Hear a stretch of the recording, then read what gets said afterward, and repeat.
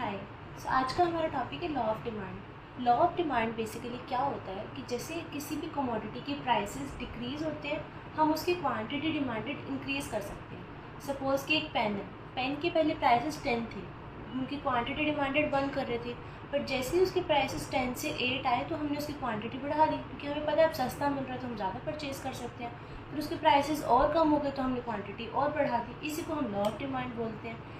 Condition क्या है इसमें कि other factors remain constant. Other factors जैसे कि हमारी इनकम हो जाती है, ये प्राइसेस ऑफ रिलेटेड गुड्स, ये सब हमारे जो बाकी जितने भी फैक्टर्स होते हैं उनको हम कांस्टेंट लेके चलते हैं, बट यहाँ पे सिर्फ एक ही फैक्टर वर्क करता है, प्राइसेस एंड डिमांड। सो यहाँ से देखते हैं कि when other things remain constant there is an inverse relationship. तो कैसा रिलेशनशिप होता है उनके बीच में? इनवर्स रिलेशनशिप होता है। किसके बीच में? Prices and quantity demanded. कि लाइक अगर हमारे प्राइसेस इंक्रीज़ हो रहे हैं तो हमारी क्वांटिटी डिमांडेड क्या हो रही है? डिक्रीज़ हो रही है। अगर हमारे प्राइसेस डिक्रीज़ हो रहे हैं तो क्वांटिटी डिमांडेड इंक्रीज़ हो रही है। ऑब्वियसली अगर हम किसी भी चीज़ के प्राइसेस इंक्रीज़ होंगे तो हम उसकी क्वांटिटी कम डिमांड करेंगे ना, हम कम परचेज़ करने जाएंगे। अगर उसके प्राइसेस कम हो जाएंगे तो हम और ज़्यादा परचेज़ करेंगे अगर हमें सस्ता मिल रहा है। तो ये लॉ ऑफ डिमांड का कंसेप्ट होता है। So in other words, when price of a commodity rises, quantity demanded of a commodity falls, and when the prices falls, the quantity demanded of the commodity rises. So यहाँ पे पहले price क्या हुए? Increase हो गए, तो quantity demanded decrease हो गई। प्राइसेस डिक्रीज होने से क्या हुआ? क्वांटिटी डिमांडेड इंक्रीज हो गई। सो इसकी एक डेफिनेशन, जब भी हम लॉ ऑफ डिमांड का कोई भी किसी भी थ्योरी का क्वेश्चन अटैम्प्ट करते हैं तो हमें एक चीज़ याद रखनी कि हमें डेफिनेशन ज़रूर मेंशन करनी है, वो एग्जामिनर के ऊपर एक अच्छा इम्पैक्ट देता है। So according to Marshall, amount demanded increases with the fall in prices. जब भी हमारे प्राइसेस फॉल होते हैं, हमारी क्वांटिटी डिमांडेड जो हम डिमांड करते हैं वो क्या हो जाता है? इंक्रीज हो जाता है। And diminishes, decreases when prices increases. जैसे ही प्राइस इंक्रीज होंगे हम डिमांड कम कर देंगे, अदर थिंग्स बीइंग इक्वल या other things being constant. Same definition है, बस थोड़ी सी लैंग्वेज को चेंज करती है। Assumptions of law of demand. First is there should be no change in the price of related goods. जो हमने स्टडी किया था वो थी कि कमोडिटी की ही प्राइसेस में कोई चेंज नहीं होना चाहिए, बट यहाँ पर किसको हम एज्यूम करते हैं कि रिलेटेड गुड्स के जो प्राइस है वो कांस्टेंट रहते हैं। Income of the consumer is constant. अगर इनकम इंक्रीज होएगी तो वो महंगे गुड को भी परचेज कर सकते हैं, इसलिए इनकम को हम कांस्टेंट एज्यूम करते हैं। There should be no change in taste and preferences. Consumer के टेस्ट और प्रेफरेंस में कोई चेंज नहीं होना चाहिए। And consumer do not expect change in the prices in present and future. कि प्रेजेंट में कोई प्राइस में चेंज नहीं होगा एंड फ्यूचर में कोई प्राइस में चेंज नहीं होगा, वो एज्यूम करके चलता है। So these were the assumptions of the law of demand.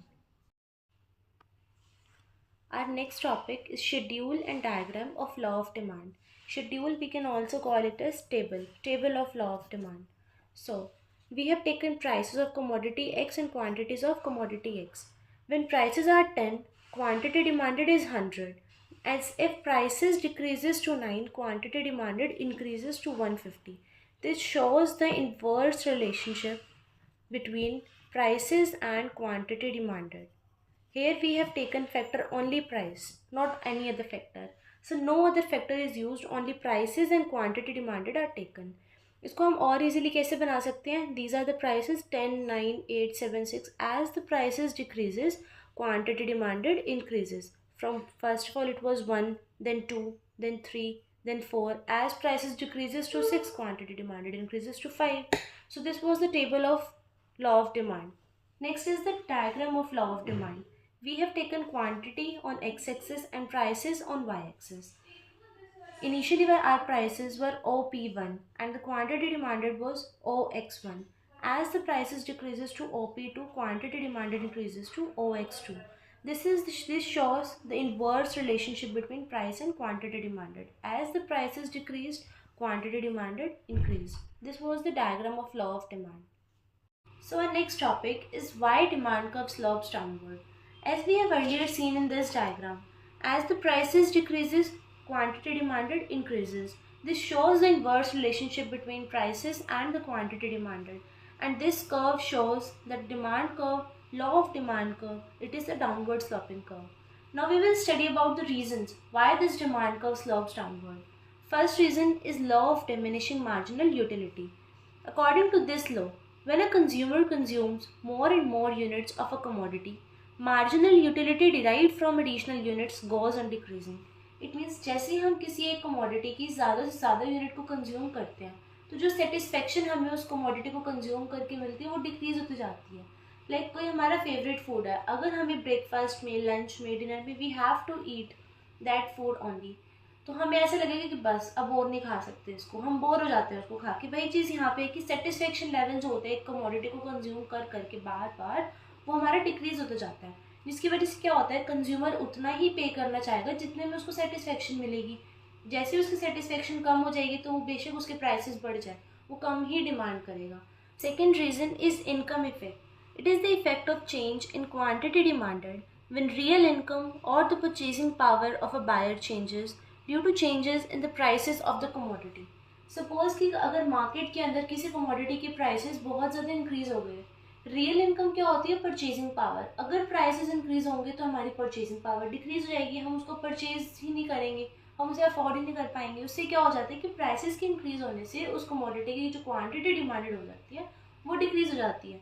So this was the second reason of demand curve downward sloping. Next is substitution effect.